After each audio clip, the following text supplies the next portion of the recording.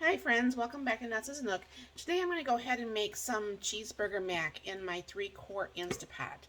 And I'll go ahead and I'll bring you down here and I'll show you what I'm doing. I've already got 1.5 cups of elbow macaronis in my Instapot. I don't know if that does not you see in there better or not. Alright, then I'm going to go ahead and put 1 beef bouillon cube. And I'm going to put 2 cups of water. Now, those who don't can, you're just going to use just a regular can of diced tomatoes. And then I'm going to go ahead, and all those people you guys know, I pre-cook my hamburger in the Instapot. And I'll be putting in my cooked hamburger here. And I'm going to go ahead and throw in some of my freeze-dried onions. Now the onions are obviously to taste, not necessarily, a particular amount, because some people like more onions or not onions. Go ahead and give this a quick stir. And I do not like my pasta noodles to be super done, so I only cook mine for actually 3 minutes. So what's going to happen is I'm going to have to go ahead and turn on the Instapot here for 3 minutes.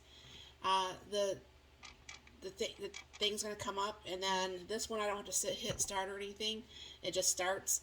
And I'm going to make up some garlic bread to go with this, so I'll bring you back once I get over to the island.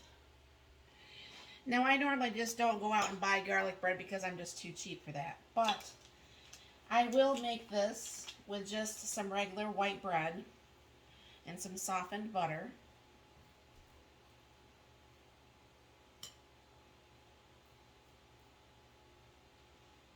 Now, I know a lot of people like to buy the pre-made, pre-frozen garlic bread, and that's fine if that's what you like to do. But I always usually have a loaf of bread laying around, and I always have garlic here at the house, so that's never usually a problem.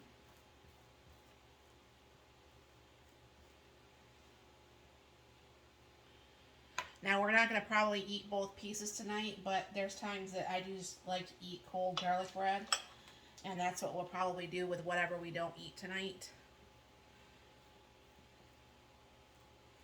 And now my husband, he likes garlic salt on his. I do not like garlic salt on mine. And there's hard telling who's going to have which one.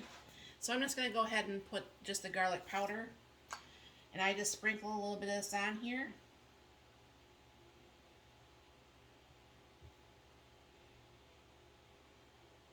Alright, and then I'm going to go ahead and put these over in the June. So hold on, I'll be right back. Alright, that's inside the June. Now, one thing about the June is it's going to tell me, is this white bread or is this raisin bread? So I'm going to go ahead and do the white bread and hit continue. And it's going to tell me it's got 4 slices and it's going to be 5.5 minutes. And then that's what happens, is it just starts to go ahead and get toasting. I don't cook it, oh, that's probably better right there. I don't cook it normally like in an air fryer type thing. I just go ahead and hit the toast, and that's usually the right brownness, and I'll bring it back when that's done. Also, what I'm going to be doing is using my own canned cheese. What I had done was actually take the number 10 can, and I just can that into the 8-ounce containers. And this is what's going to be put in there for the cheese for the Instapot. And when I do say 3 minutes, it does not mean that it's actually done in 3 minutes. What happens is that 3 minutes is the actual cook time. It does have to come up to pressure. It's got to come down from pressure. But because it's pasta and I don't like mine overcooked, I will be doing a manual release on this once it's actually done, and I'll be showing you that also. Okay, I don't know for sure if you can see this, but that's counting down. There's like 5, 4, 3, 2, 1. And one thing I noticed about the ovens when you do bread, there's always moisture in there for whatever reason. Now I could actually go maybe just a little bit more, so I'll go ahead and shut this back up, and it's going to be keep toasting, and it's going to give me actually another 30 seconds or so, and sometimes in that 30 seconds to a minute it can actually brown to the right brownness that I like. All right, I let that go 3 more times altogether, but that's the perfect brownness that I like to get for my garlic bread. So one thing about the June oven, up above here, there is actually a camera, so it actually tells you, yeah, never mind how dirty my oven is, I haven't cleaned it this week yet. But it actually tells you what you're actually cooking, usually, it guesses what it is, so that's one cool thing about that. And I'll bring you back over here to the Instapot once that's actually getting ready to get done. And one thing about that June oven, I was just shutting it off and pulling out the bread. But it also asks you when you do add more time to it, that it does ask you, do you want to save the extended time for next time? So that way when you do put in the 4 slices, it's going to get to be that particular brown. So that makes it kind of nice. And that's just going to, you would just go to june.com. I do like it. I like it for the camera feature, obviously. But one of the main reasons I have that versus, because I first started off with a Breville Smart Oven Air. I really did like that. But it's non-stick on the inside. And then I went to the Ninja oven because, you know, I'm a Ninja girl. And but that's also non-stick on the inside. The June was way out of my price range, but I actually had come into a little bit extra money. And I was able to buy it off an Affirm credit thing, so it was able to, I paid it off like within a couple months because I had the extra cash. Usually I wouldn't have done that because the payments would have been too high. But that's actually stainless steel on the inside. And that's one of the reasons why I opted for the June versus the other ovens, is because it is actually stainless steel on the inside. And I mean, I know I do have a few non-stick pans, but I do prefer the actual stainless steel versus non-stick. So that's why I figured I'd tell you the backstory of that. Alright, the 3 minutes is over. So I'm going to go ahead and shut that off. And I put a steam diverter so it doesn't get my cabinets fucky. You can get those steam diverters off like Amazon or something. Now it's going to take a couple seconds. I'm not going to keep you on here while that's steaming. It's going to take a good probably a minute or two to get all the steam out of there, and I'll bring you right back.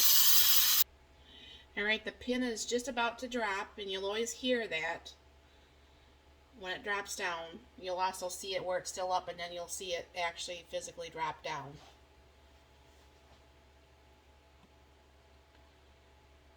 And one thing you're always going to want to do, no matter if it's a, you know, Instapot or whatever kind of pressure can, or even like a pan on the stove that you have a lid on, you're going to want to make sure that you always open it away from you, because there's always usually a lot of steam, and that steam can burn you really bad. Alright, so there goes that. Like I said, see all that steam? So that's that steam. If you opened it up towards your face, it would jump up and get you. And you don't want to have that happen. So I don't know for sure. I'm going to try to bring this a little bit closer. I'm working on my stove, not my island with this. Let me see if I can't bring that to you a little bit closer there. So the noodles are nicely cooked. I don't know for sure if you can see that. And it didn't have too less of water. I mean, it was about the perfect amount of water. And like I said, it's just my husband and I, so it's not like we need a whole bunch. Now, obviously, I'm stirring this up because we did have that beef bullion cube. And you just don't want to have that, take a bite of that, because that's going to be kind of gross. Then what I'm going to do is take my liquid cheese. I'm going to go ahead and put that in here. Now, I'm not going to add a lot of salt to this. I mean, if we want more salt, we could do it at the table. But because of that bullion cube, it seems like at times when we use the bullion cube, there's just a little bit too much salt in the dishes. So I try not to add the extra salt because it becomes too much. So I'm going to go ahead and add a little bit of garlic. I'm going to add some of my onion powder that I freeze dried myself.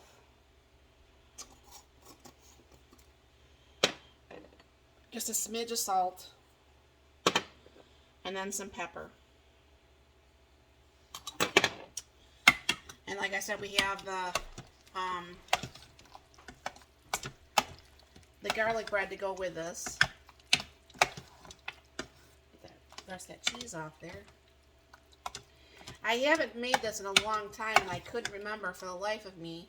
And because I pre-cooked my hamburger, I had to try to figure out how to make this for dinner. So I don't know for sure if you can see this, but that is going to be a very nice dinner. So thank you very much for stopping by, and I hope you enjoyed this. And if there is anything that you would want to see me fix or make or whatever, just let me know in the comments, and I'll see what I can do for you.